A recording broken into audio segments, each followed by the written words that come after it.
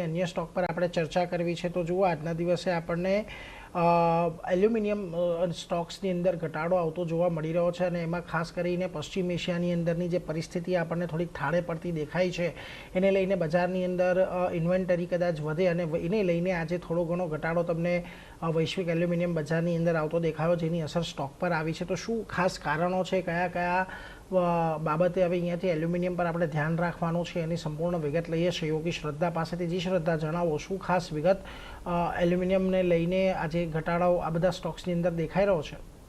જી, તો એલ્યુમિનિયમમાં ઘટાડાની વાત કરીએ કારણોની, તો એલએમઈ એલ્યુમિનિયમમાં અત્યારે આપણને 3થી લઈને 4% ઘટાડો આવતો જોવા મળ્યો છે, જે અઢી મહિનાના નીચલા સ્તર પર જોવા મળ્યું છે. કિંમતોની વાત કરીએ તો $3,380 થી લઈને $3,430 પ્રતિ ટન જેટલો અહીંયા ઘટાડો આવતો જોવા મળ્યો છે. સ્ટેટ ઓફ હોર્મુઝ ખુલવાની આશાથી આ દબાણ આવતું જોવા મળ્યું છે, અને મે મહિનાનું જે વોર પ્રીમિયમ છે મે મહિનામાં, એ પણ રેલી જે છે તે અહીંયાથી ઠંડી પડતી જોવા મળી છે. જીસીસી પ્લસ ઈરાન, એની સ્મેલ્ટિંગ ક્ષમતા જે છે તે 70 લાખ ટન વાર્ષિક ધોરણ પર રહી છે, અને યુદ્ધથી અમુક ઉત્પાદન ક્ષમતા પર પણ મોટી અસર આવી શકે છે. યુદ્ધની અસર પામેલા પ્લાન્ટ્સને ફરીથી રિવાઇવલ કરવા માટે, ફરીથી શરૂ કરવા માટે 9 મહિના જેટલો સમય લાગી શકે છે. વૈશ્વિક સપ્લાય ડેફિસિટ અત્યારે પણ હજુ યથાવત જ છે, અને ચીને પોતાની 4.5 કરોડ ટનની ક્ષમતાની નજીક અત્યારે પહોંચતું દેખાઈ રહ્યું છે, અને ચીનની ફેક્ટરીઓ પહેલાંથી જ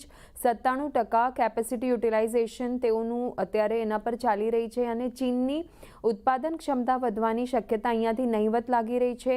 સાથે જ AI, data centre, energy transition, અહીંયાથી પણ એક મજબૂત માંગ આવતી જોવા મળી શકે છે. તો આ બધા જ કારણો છે જેના લીધે એલ્યુમિનિયમના સ્ટોક્સમાં આજે આપણને ઘટાડો જોવા મળી રહ્યો છે, જેવા કે વેદાંતા એલ્યુમિનિયમ છે, નાલ્કો, હિન્દાલ્કો, એ બધા શેર્સમાં.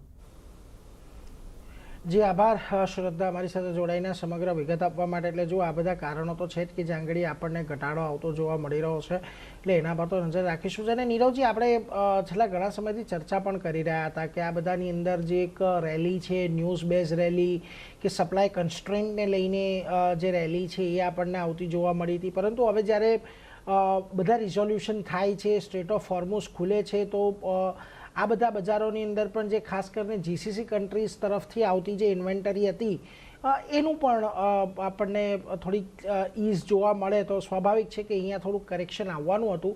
હવે મહત્ત્વની વાત એ છે કે આ કરેક્શનની અંદર શું હજી પણ તમને ઓપોર્ચ્યુનિટી લાગી રહી છે, કે પછી અહીંયાથી થોડુંક હવે સ્ટ્રક્ચર કે જે ફંડામેન્ટલ્સ છે એમાં કોઈ ફેરફાર આપણને આવતા દેખાશે? Yes, definitely. સી, અગર આપણે ઓવરઓલ મેટલ્સની વાત કરીએ તો ઘણા સમયથી આપણે એક સારી રેલી જોઈ ચૂક્યા છે, બટ અમને હજી પણ એવું લાગે છે કે હજી 1-2 વર્ષ માટે આ જે સ્ટ્રક્ચરલ એક રેલી છે મેટલ્સમાં, એ બરકરાર રહેશે. ઇનફેક્ટ આ જે એક કરેક્શન આવ્યું છે, એક નાનકડું કરેક્શન છે, which is part and parcel of every bull rally. થોડું ઘણું કન્સોલિડેશન આપણે જોઈ રહ્યા છે અત્યાર માટે. ઓવરઓલ અગર આપણે એલ્યુમિનિયમની વાત કરીએ તો ડેફિનેટલી જે એલએમઈ એટલે લંડન મેટલ એક્સચેન્જ પર જે ભાવ છે એલ્યુમિનિયમના, એ 2 મંથ લો પર આવી ચૂક્યા છે, અરાઉન્ડ $3,379 પર મેટ્રિક ટન. સો મેઇન કારણ એ છે કે જે આજે આપણે દબાણ જોઈ રહ્યા છે એલ્યુમિનિયમના સ્ટોક્સમાં, એ બિકોઝ જે બેઝ મેટલ છે એટલે એલએમઈ એક્સચેન્જ પર જે એલ્યુમિનિયમના ભાવ છે ડોલર ટર્મ્સમાં, એ થોડા ઘટ્યા છે. ઓબ્વિયસલી બિકોઝ ઘણી બધી ચીજો આપણે જોઈ રહ્યા છે. Strait of Hormuz probably full fledge ખુલશે, થોડું ઘણું ચાઇના અને જે બધા ગ્લોબલ ડેટા પોઈન્ટ છે એ બધા આપણે જે સાંભળ્યા એમને લઈને. બટ જેમ મેં કહ્યું કે આ એક સ્ટ્રક્ચરલ રેલી છે.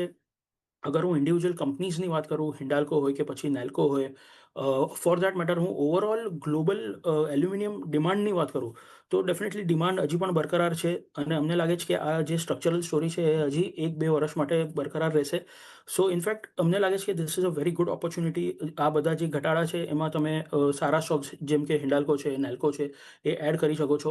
મને લાગે છે કે હજી 5-7% ઇન કેસ અગર કરેક્શન આવે, બિકોઝ આ એક થોડું હાઈ બીટા સ્પેસ છે, એટલે around 900-920 will be a very good opportunity હિન્ડાલ્કોમાં રીએન્ટર કરવા માટે. યા તો પછી જેમને ઓલરેડી લીધા છે તો હજી નીચેના સ્તરો પર એડ કરી શકાય. અને ઉપરમાં અમે 1300ના આંકડા જોઈ રહ્યા છે from a 1 year perspective as far as Hindalco is concern. તો ડેફિનેટલી બાય એન્ડ ડિપ્સની રણનીતિ અપનાવીને તમે આમાં બરકરાર રહી શકો છો. તો બાયોડિપ્સનો વ્યૂ અહીંયા બનતો દેખાઈ રહ્યો છે હિન્ડાલ્કો માટે, એટલે ધ્યાન રાખવાનું છે. અને ઓવરઓલ પણ વ્યૂ પોઝિટિવ મેટલ સ્પેસ માટે. પણ એ સાથે જો